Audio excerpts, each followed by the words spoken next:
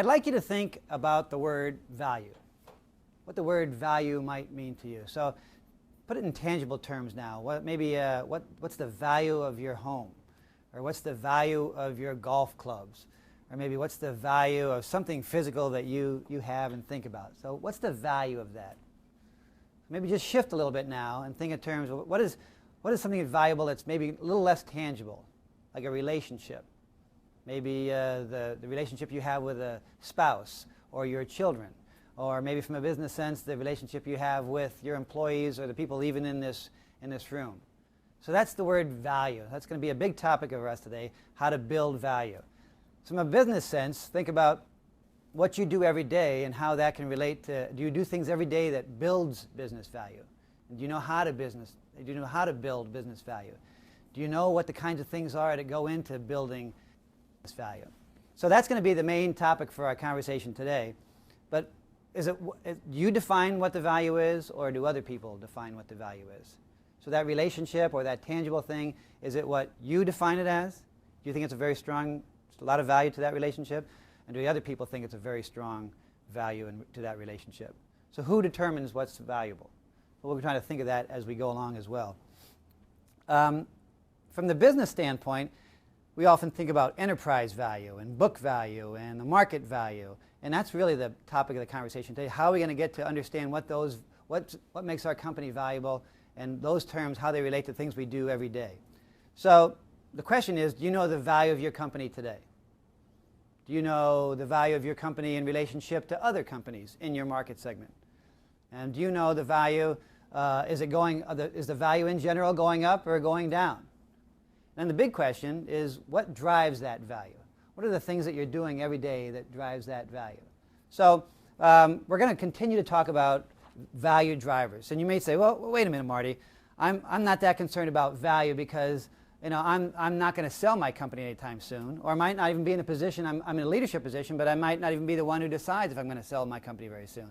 And so I'd say to that, that's not what we're here to talk about. What we're here to talk about is building long-term value. So if you're going to sell your company tomorrow, you should be thinking about long-term value. If you're going to sell your company in a week from now, or 2 weeks from now, or a month from now, you should be thinking about how you build long-term value. If you're going to eventually move your company over to your employees, you should be thinking about building long-term value. If you're going to do an ESOP or acquire other companies or sell it to a big company, or maybe just run the company forever and ever and ever, your job as a CEO, as a leader, as a vice president, as a president, whatever your role in your company, you should be thinking about, how do I build long-term value over and over and over? That should be if you're thinking about how to build value in your relationships, which is probably something you do every day, in your marriage, how do you increase your marital adjustment scores? That's building value there. And then so every day in your business, how do you drive the value in your business? Are you thinking about that stuff every day? What I found is most execs in the mid-market don't always think about that, because what goes on in the mid-market? Our hair is usually on fire on things that are going on all the time. We've got a million things going on. We're responsible for staff, we're responsible for customers, we're responsible for payroll, we're responsible for our new office space or our new benefits package, we're responsible for a ton of stuff, and then we don't always have the chance to sit down and think, are these the kind of things that make us more valuable? I think that you're in this unique position, that you're running a small or mid-market company, and I think it's the most fabulous place in the world to be. I've been in your shoes, and I can't think of any other place that I'd rather be from what I'm doing with my life as a business. Now, maybe being shortstop for the Yankees is a better spot, but if you can't have that job, Derek Jeter, I think, still has that. If you can't have that job, I think a leadership role in the mid-market is just about the funnest thing you can do. But, the odd thing about being in that spot is you always have these contradictions. Things are going pretty well, but you're not really sure what's around the corner in this economy and maybe what your customers are doing. So you have these contradictions that many times seem hard to handle. You've had some success in the past. You may even won a few things, but you're not really sure how you won that, and can you do that again and again and again and again. You've built a pretty strong leadership team. You're pretty comfortable with these guys, these folks on your team, but including yourself, is that the right team to take your company to the next level? You don't have to worry about some of the things that publicly traded companies have to worry about, like Sarbanes-Oxley and some of those governance things, but yet you don't really have any outside control or any governance to say, hey, indeed, you are on the right path, and you're sort of maintaining the controls that you need to maintain. So there's all sorts of positions that you have that are contradictory. And so what I'd like to talk about is how to begin to bring those points of contradiction into something that you can focus on, something that you can really have a good time with, that's always about doing one thing, and that's building business value. I've been in your spot a number of different times, founded 2 different companies, I've been CEO of 2 different companies, and I've sold 3 different companies. So it's not to say that I'm an expert in this area, but I've kind of gone through this before, and what I've come up with was a process that I call building business value, and it's one that I've kind of honed as an operator in your shoes.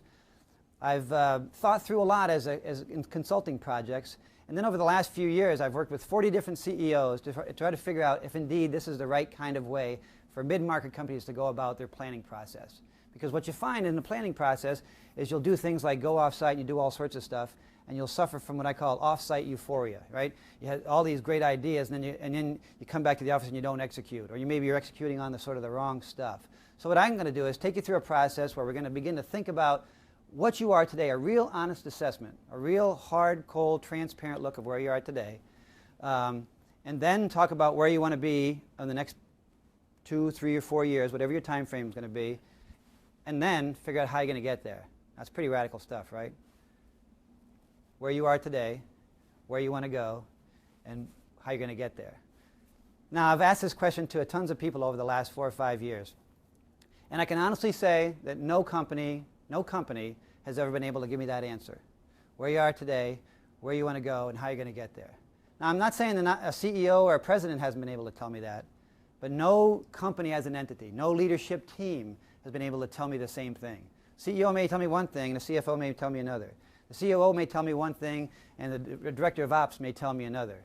The CFO may say we're going this way, and then the people in the trenches have no idea on what we're going to do. So that's what we're talking about, how to build consensus among all those folks to sort of get you in the right direction. So those big 3 steps, where your company is now, where you want it to go, and how it's going to get there, are the main 3 things for our conversation for the rest of the morning, the rest of the afternoon, excuse me.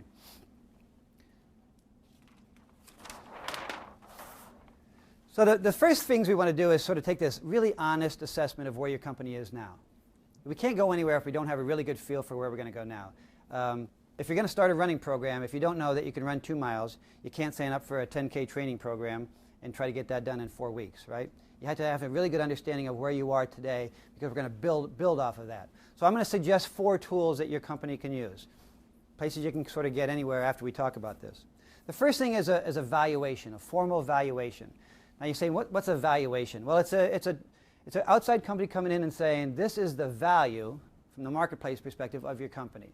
A lot of times people use this for fairness opinions or stock options, or they may begin to consider buying somebody else, or they may even considering exiting the market. So you get a feel for what my value is today. And a lot of times what you'll find out is a company will say, I think my value is $2 million in the marketplace, or I think my value is $10 million in the marketplace. And a form of evaluation will say, well, I think you're on the wrong track here, because you're really worth $500,000, or you're really worth $2.5 million. So you just want to get a ballpark feel of your value in the marketplace. And I usually give you a range when you do this. I don't do this for a living, but there's all sorts of companies out there that can do this. Maybe even your accounting firms or the companies that you work with do that for a living. But it's a good idea to sort of get that baseline. This is sort of the beginning of our transparency, the beginning of our honesty as a company to say, this indeed is where we are. The second thing we're going to begin to do a self-assessment. And what I have up here is the assessment that I'll be happy to send to you, but it's an assessment of where you are as a company right now.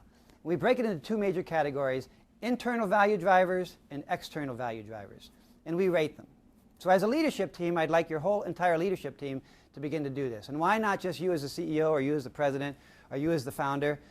Because many times you have this rose-colored glass look at your company, right? You may rate yourself quite high. You really want the input of your leadership team to say, indeed, where are we? And the idea is to begin to build consensus up. And the whole leadership team should do it for a couple reasons. The biggest reason, I think, comes from an African proverb. And the line was, if you want to go somewhere fast, go alone. If you want to go far, go together. So if you as a CEO, or you as a leader of your company, if you're the only one that sort of knows the secret sauce, you're the only one that sort of knows the assessment of your company, you're not really on great footing. You really want to get your entire leadership team comfortable with the current assessment of the company. You can't fix anything until you all buy in, your heads are all bobbing on the current assessment of the company. So we send this out, and it's basically a fancy spreadsheet, and it begins to say, let's rate our company from a scale of 1 to 5. And there's 90 dimensions of value that you score. And we'll roll those all up in some aggregate scores. And you're going to be able to, you're going to score it on 5 as you far exceeds the industry standards, and you're surpassing any stretch goals you may have. In other words, you're setting the industry standard in this particular part of your business. You are the leader. You're saying to yourself, I'm the leader in my industry in this part of my business. The other area is a little bit undefined. You might not even have information on it. You might not even know, it might not even apply to your company. 3 is sort of industry standard, kind of in the average. You sort of meet expectations. You're doing the same thing with everybody else. So that's kind of the scale that we want to do. And again, we want to get everybody, all your leadership team, playing a part of this process to get the heads bobbing on the same level. Okay. Now the second tool, which is a net result of this, something we call a contour map. The contour map is just really taking that spreadsheet and laying it in a different visual look. So there's an internal contour map and an external contour map. And we do this because why? We're building consensus among the leadership team that this is the status of our company.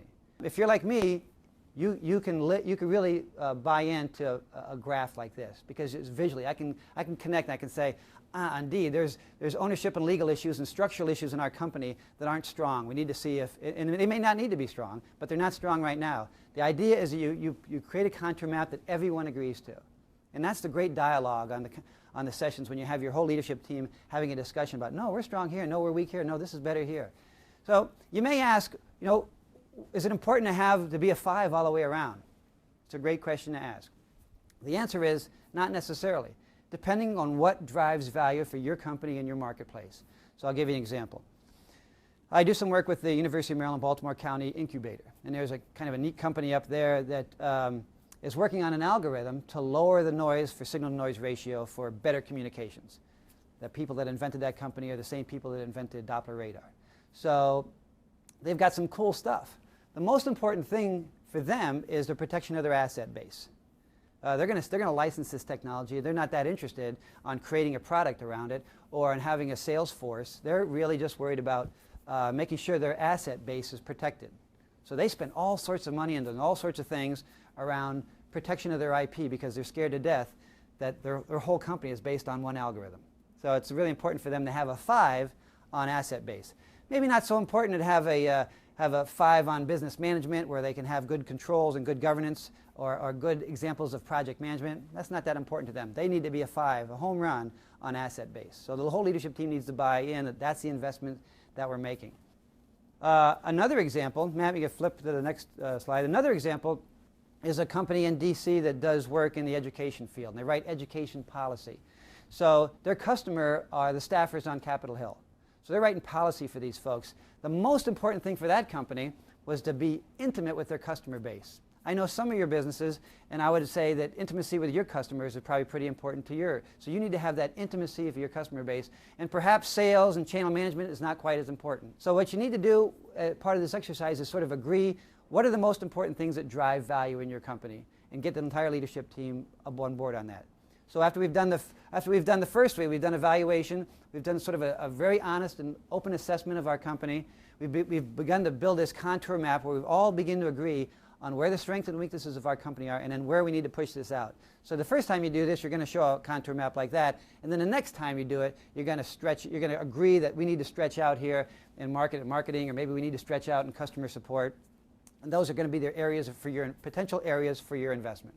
The next one is we're going to work out how we work. So the next chart we'll show is an organograph. If you've ever seen an organograph, or some of you that may know me, this is one of my favorite tools. An organograph maps out how you work, how you do business.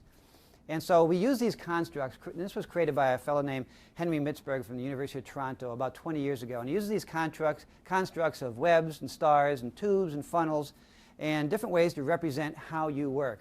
So when we come across these exercises, we create a list of what's working and what's not working. So this is a professional services business, an IT services business that we did a number of years ago. This is what that company thought they looked like. 2 major things for that company were recruiting and biz dev. So they decided every strategic thing they're not doing around recruiting and biz dev, they're in the wrong game, right? They put everything they had in those 2 business areas, or 2 functions for their business. So we create out of this organograph a list of what's working and a list of what's not working. So we begin to catalog exactly how we're doing. So remember what we're doing is we're trying to baseline where we are now, that real honest assessment, that brutal facts of where we are right now. Okay?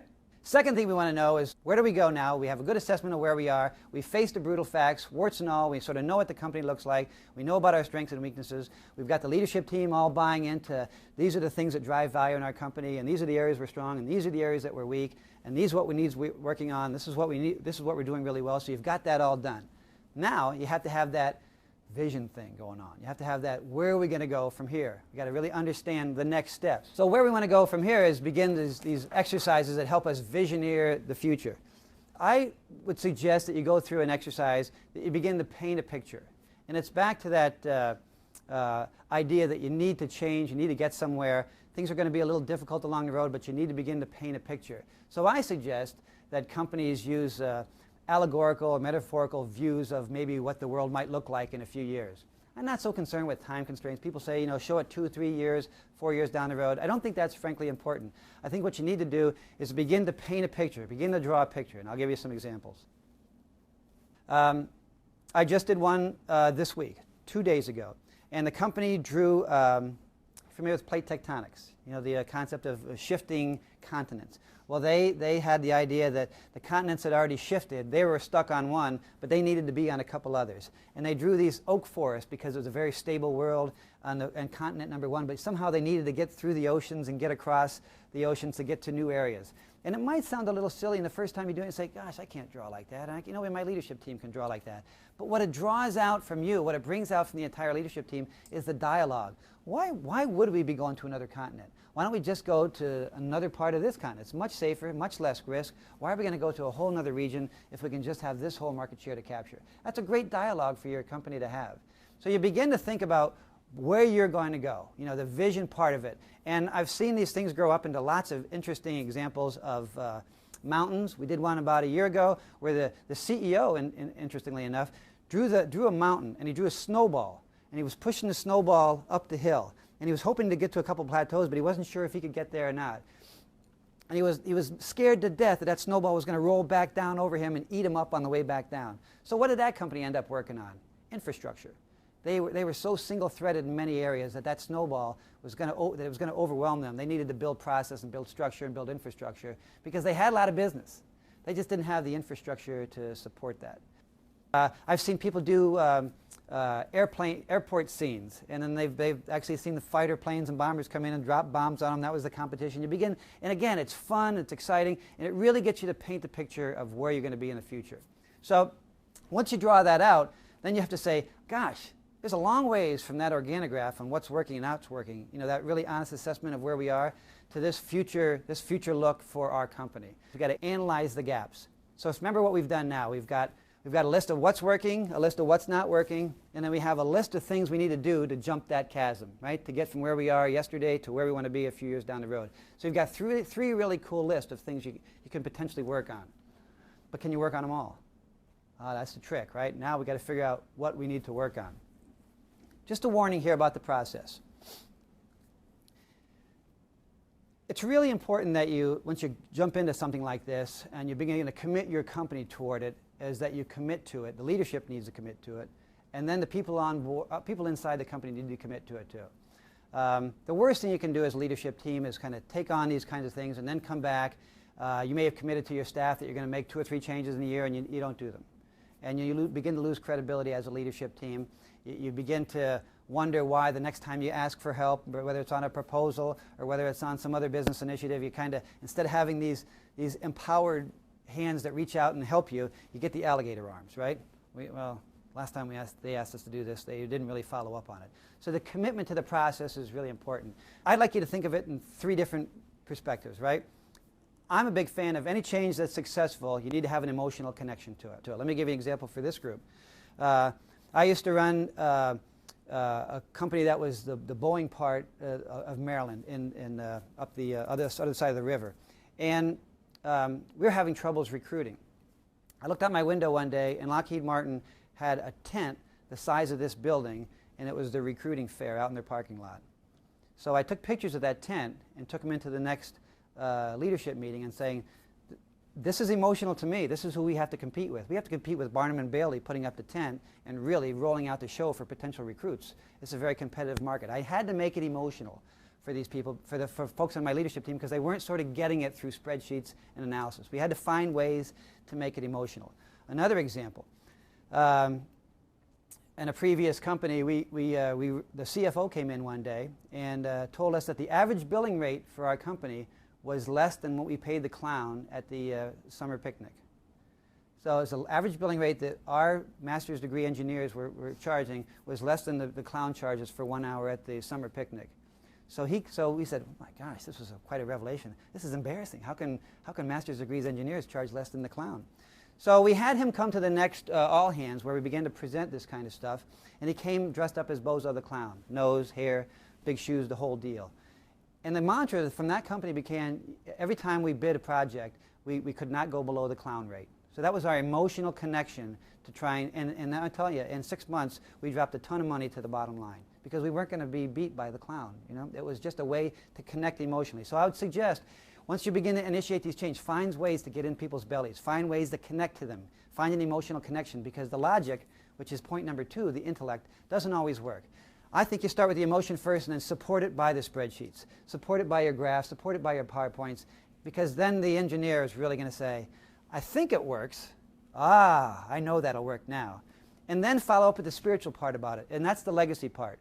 So it's the kind of conversation you say, when you're talking to your grandchildren or your children a number of years from now, you said, you know, Mom or Dad, what were you doing in this great business time of the early part of this century? 2008, what were the great things you guys were doing? I read about it in my history books that it was an exciting time in U.S. business. Well, if you have the pregnant pause, you've sort of missed out on it. You have to find a way to make the work you're doing a legacy work. It's kind of a spiritual connection to you. It's emotional for you. It's exciting for not just you, but your leadership team. So connect emotionally, support that intellectually, and then run it in to make sure it's a spiritual, long-term connection for you guys. So that's a commitment to the process. So where have we been? We've analyzed where we are. We've talked about where we're going to be. And now, which is actually the hard part, is how we're going to get there. So the first thing we have to do is choose the right path. Choose the right path. That sounds a lot easier than it is. You know, if you don't know where you're going to go, it's very difficult how to get there. So what we're trying to do is find the best way and the best path for us to get there. We're going to create on this list things that work, things that aren't working, and the gap, things that we have to do to get to fulfill our vision. Some of those are going to be important but not urgent. Some of them are going to be transformational. Some of them are going to be incremental. Now the trick is to sort of figure out which ones they go on. I'd like you to think of it in terms of a future curve and a present curve. You can't do everything. Some of these things can be, once you begin to work this list, some of the things can be put on the present curve. That may be part of your jobs as leaders in the company, maybe people that work for you. Give them a job that's incremental. Little things that are going to help, that are operationally, they're going to increase operational effectiveness. The future curve is a better way to think of the transformational things. Things you're going to try. Things that might not always have things are going to have a powerful return on investment, but they're not always going to work. But they're going to lift your company up. They're going to change the nature and the status of your company. So think in terms of having a present curve and a future curve. Because the building of the operation effectiveness is important to know that it's necessary but not sufficient for you to gain a premium value in your company. You got to do these things, but in order to be considered a market leader or to gain a premium valuation, you need to kind of do the things in the future curve which are going to get you to that spot. So I'm going to ask you to kind of narrow these things down and create what we call transformational initiatives. And those are the things that fit on the future curve. You're going to keep track of the little things on the present curve, but you're going to really tack and change your company, things that go on the future curve. So what's a transformational initiative? And why do we call it that? Because it's going to change your company. It's a big leap that you're taking for your company. It may take you 6 months to do it. It may take you 18 months to do it. It may take you 36 months to do it. But it's a big initiative that you're trying for your company. And I was going to suggest that you only do 3. Only do 3. I'm going to allow you to only choose 3. Because what we've experienced is that if we've done this over and over and over, when a leadership team comes away from a planning session or an offsite, if you have 6, 7, 8, 10, 12, 15 initiatives, none of them get done. And it's a great way to lose credibility in your team. It's a great way to begin to sort of lose energy on transformational things. Pick 3. Pick 3 that work really well for you. And Matt, let me show you how you may consider that. One of the exercises that the book will take you through is to go through a risk and reward sort of scenario, where you begin to look at the initiatives. You may have picked out 8 or 10, and we're going to ask you to go through what has the biggest impact at the risk that you're willing to take. So in this chart, on the bottom right hand is the positive impact, and the top is risk. So the very far right hand corner, you're analyzing positive impact, but the risk is really high. You know it's going to be great for your company, but you're not sure if you can handle the risk. So again, it's not just you analyzing this, it's the entire leadership team. People are all engaged in this. You're building teams to do this. The top right-hand corner is desirable. High impact, low and medium, but that's not always the real world. It'd be perfect if you went through this exercise and you found 3 things in there with a low impact, low risk, and you're going to just hit a home run with them. Chances are they're not there. You're going to find yourself in the analyzed world more than not. And you want to make sure that the undesirable and not worth doing, review them. Maybe they're good projects for more junior people that you can sort of keep track of. But there are things that you don't necessarily always want to pay a ton of attention to. The last thing about creating these, about kind of where we're going to go, is maintaining momentum. I'd like you to begin to think about this momentum similar to the discussion we had earlier around how you're going to think about it as an emotional or an intellectual or spiritual connection. The mind, body, and soul in your company, you're the mind, you're the leadership. People in your company are making decisions, that's the mind, that's the leadership of the company. The body is a process and structure, things that you do. Program management, organizational structure, governance issues, anything you have, that's the body of the company. The soul is your culture. What kind of culture do you have? Do you have a culture of execution where you actually get things done, not kill people, but you actually get things done? Do you make sure that once a task is assigned, people are on top of it? It's really good to try to think these things through, because should you come away from these planning sessions and you have a lot of things to execute, if you don't have an execution culture, generally they'll just fritter away. So the trick is, and this is the leadership here, this is all about leadership, is maintaining momentum. So the way I think of things is that everything falls into the mind, the body, the soul, any kind of change activity, any kind of thing you're trying to accomplish, and they all have to move at the same time. There's a big rubber band around these things.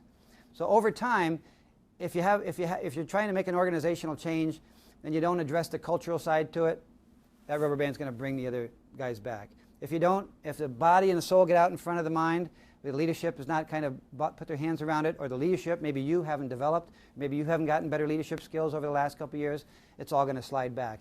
If you haven't changed the culture, if you're trying to change structure and process, and you're trying to do different things among your leadership, if you haven't changed the culture or adapted the culture, it's all going to sort of slide back. So this is the momentum part. We've talked about creating transformational initiatives. If you don't pay attention to the mind, the body, and the soul, it will not work. I talked to somebody earlier, and they said, well, give me some examples of how this has worked in the past. A year ago, I did a value building process with a company, and I have to tell you, after the project was over, and you've probably had this, I was so excited to get in there at the beginning, and once I got my head underneath the hood, it was like, how fast can I get out, right? It was really a dysfunctional company. I thought for sure after we created the 3 transformational initiatives, that this company was not going to ever be able to execute. And I actually sort of ran for that project was over, and I sort of moved on because I didn't really want to be too much a part of it. I just knew it wasn't going to work. Well, bad on me. November 1st of this year, the CEO calls me. She said, you have to come in and see what we've done. They've moved a new office space. They've made all sorts of changes. One of the big cultural changes they made around the mind and the soul was that there's a person in the leadership team that was dysfunctional. Everybody was walking on eggshells around this person, and they weren't able to accomplish a lot because that was a sort of passive-aggressive person. They let that person go, and that's something that freed everybody up. The culture changed immediately, the leadership, the mind changed, and the vision of where they're trying to go, it changed immediately. That company is dramatically different. They had 3 things they were trying to accomplish. They had established a vision. They kind of knew where they were, the baseline, the assessment of an honest assessment of where they were, and they've done great things in a matter of 18 months. Just great things. And I'm so excited about them, and I'm sort of disappointed that I didn't have the insight to see how they could accomplish this. But I'm very proud of them now that they've been able to do these great things. Another good example of a company that saw these things through is a company that had a software product. They decided that their product needed to have a different sales model. They started off with a very large sales force, and they were selling features features and specs, really. And they were competing with IBM and other very large companies, and they were a sort of niche company. And after going through this process, what they realized that they had a customer intimacy model, but they had a product. In other words, they were intimate with their customers, and the only way they could sell their product was working with the customer to solve a business problem, not so much getting into a technical shootout with their competitors. So they changed their business model. Instead of having a bunch of bag-carrying salespeople, they changed their sales model to a relationship sale and more business development, marketing kinds of people. They changed that whole model. They changed their comp model. And now they thought they weren't sure if they were going to live as a product company. And now they have a lot of product sales based on solving people's business problems as opposed to competing in the spec space and the competing with the IBMs of the world. They couldn't do that over there. But they were excited about this because, again, they took an honest assessment of where they were. They began to think of what drives value in their company. They believed in the fundamental value of their product. But what they also realized is that there's no way they could be a 5 in this. Remember that channel, that sales channel area? There's no way they could be a 5 there, and they needed to be a 5 there if they were going to try to sell against IBM and others. So they changed that model. They were already intimate with their customer base, so they decided to just shift the company that way and go to a relationship sell based on their software. And now they sell software and services around solving a business problem. It's been very productive. They've gone from about $4 million in revenue to about $25 million in revenue in a 2-year period. It's a very good success story. So one of the reasons I'm telling you those 2 stories is they stuck with it. I have another story to tell you about a company that didn't stick with it. We've went through the similar sort of process, and during the process we came up with, it's a company that's about $15 million in revenue, and we came up with $800,000 in G&A and expenses during the process that they should jettison. They should get rid of it. They should get rid of 2 of their business units. It's a $15 million company with like 5 business units. They decided at the time they should get rid of 2 business units, and guess what? They didn't follow through on that. So now they're really struggling, and they continue to struggle as a company because they have 5, instead of 3 really strong business units, they've got 5 average business units, and they're just barely making it. Most of it's leadership driven. Most of it's not following through. And now what's happened to the company is they've sort of lost confidence in the leadership team. Because they made this decision, they just didn't follow through on it. So their off-site euphoria turned into, didn't we say we were going to do this?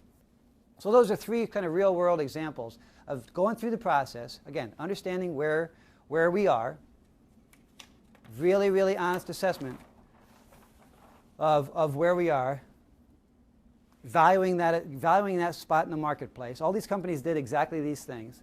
They built a contour map so that they knew how they worked, so they found the warts and they began to agree with what the good things and the bad things were going on in their company. They did this organograph and they listed exactly how they're going to go to market.